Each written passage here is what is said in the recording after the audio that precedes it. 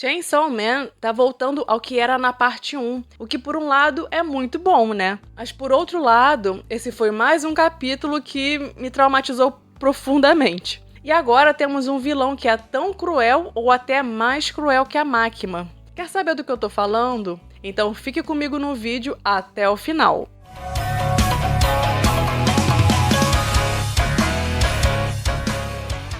Olá, sejam bem-vindos! Eu sou a Renata e hoje vamos conversar sobre o capítulo 150 de Chainsaw Man. No capítulo passado, a Nayuta quase matou a Fumiko, mas ela conseguiu fugir com a ajuda do Denji. Além disso, ao mesmo tempo em que a Nayuta age de forma parecida com a Máquina, ela sente um afeto grande pelo Denji ao ponto de prometer que não irá matar humanos. Mas depois desse capítulo atual, eu acho que você vai querer que ela mate certos humanos, né? Enfim, se você sempre me acompanha e curte os reviews semanais do mangá, já sabe, né? Clica no like desde agora. Mas se você ainda não me conhece, seja muito bem-vindo. Eu espero que você goste do vídeo e se você gostar, não esquece de caprichar no like e de se inscrever no canal. O capítulo começa com a Nayuta andando de cavalinho nas costas do Denji. Ela notou que as pessoas estavam agindo normalmente, como se não tivesse havido uma proliferação de Chainsaw Man tacando terror e vários prédios pegando fogo.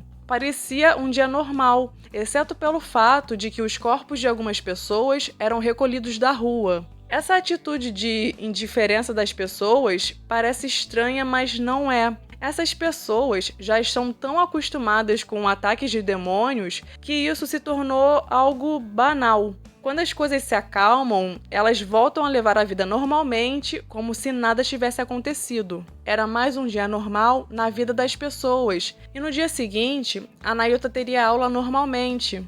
E quando a Nayuta falou em vida normal, o Denji parou para pensar na sua vida normal. Ele pensou na Nayuta, nos doguinhos, no Miauzinho, no seu dia a dia na escola. E na vida ideal que o Denji vislumbrava, a vida normal que ele tanto queria, o Miauzinho e os doguinhos estão presentes. E esse é um detalhe muito importante para entender o restante do capítulo. Denji e Nayuta iriam voltar para casa, para a vida normal. E ele estava feliz com isso, porque o sonho do Denji era levar uma vida normal e ele conseguiu isso. O único porém é que ele não podia mais ser o Chainsaw Man. Mas isso não era um problema, porque o Denji estava feliz e queria contar isso pro Pochita. E quando eu li essa página, eu tive certeza que iria acontecer uma coisa muito ruim nesse capítulo, porque o Fujimoto não permite que o Denji seja feliz, né?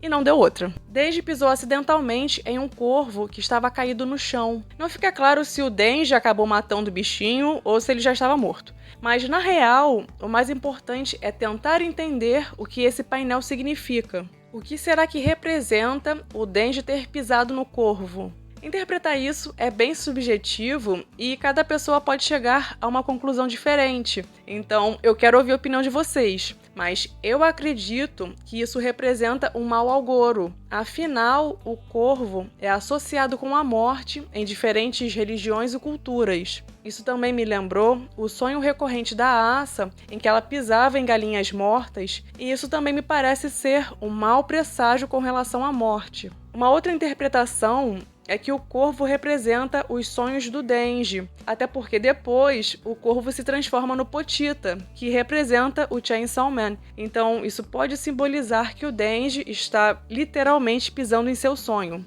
E por fim, e de acordo com a pesquisa que eu fiz, no folclore japonês, os cachorros têm a capacidade de afastar espíritos, enquanto os corvos são pássaros que carregam espíritos e são mensageiros da morte. Ou seja, em geral as interpretações que eu trouxe apontam para algo ruim relacionado à morte. Bom, o Pochita tá vivo dentro do Denji, mas como o Denji não pode tocá-lo fisicamente e nem conversar cara a cara, muitas vezes os dois se comunicam no mundo dos sonhos ou dentro da mente do Denji. E normalmente quando isso acontece, o Denji se autorrepresenta como uma criança.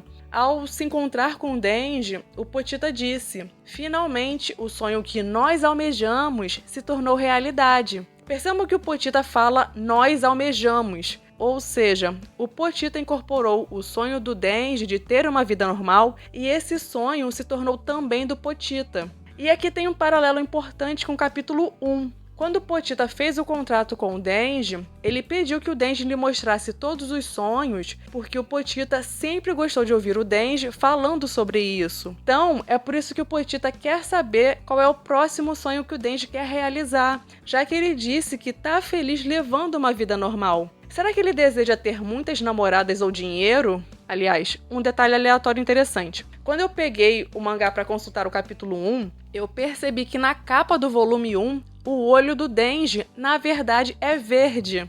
Aqui, no anime, o olho dele é castanho, mas originalmente era verde. Enfim, eu descobri isso hoje e quis compartilhar com vocês. Conforme as pessoas vão conquistando as coisas, elas querem mais e mais e nunca estão satisfeitas com o que têm. É algo natural. Mas o Denji é um cara muito simples e, mais do que macetar ou ter várias namoradas, o que ele mais deseja é voltar a ser o Chainsaw Man. O Denji não consegue abrir mão disso porque ser o Chainsaw Man faz parte da sua própria identidade.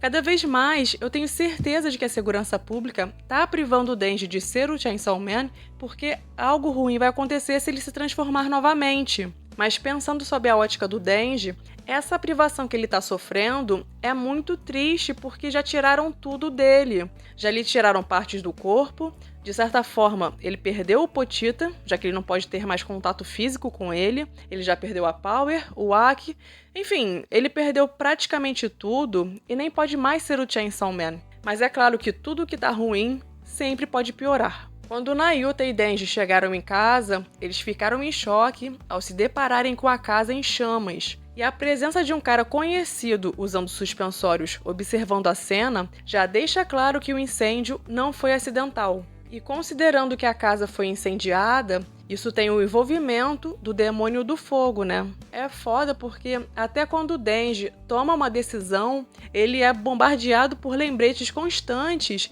de que o pior sempre acontece com ele.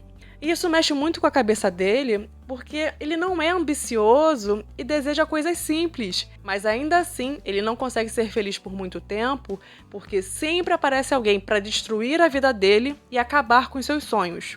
Eu comentei no último review que a Nayuta não chamava o Miauzinho pelo nome, pelo menos eu não lembrava dela ter feito isso antes. Mas nesse capítulo isso mudou, porque ela disse Miauzinho os cachorros, dando a entender que eles estavam dentro da casa que estava em chamas. Até porque, né, por que eles não estariam na casa, né? Não faz sentido. E uma coisa que se perdeu um pouco na tradução é que, de acordo com Kyle Scouter, no japonês, do jeito como a Nayuta fala, dá a entender que ela enxerga os bichinhos como parte da sua família. A Nayuta ainda estava em choque, mas o Denji saiu correndo para entrar na casa e salvar os bichinhos. Contudo, alguém colocou o pé na frente de propósito, fazendo o Denji tropeçar. Só podia ser quem, né? O arrombado do Balen, que disse sorrindo: se é para queimar alguém, que seja da família, né? O plano inicial era matar a Asa Mitaka, mas Balen sabia que isso não enfureceria o Denji o suficiente a ponto de se transformar no Chainsaw Man.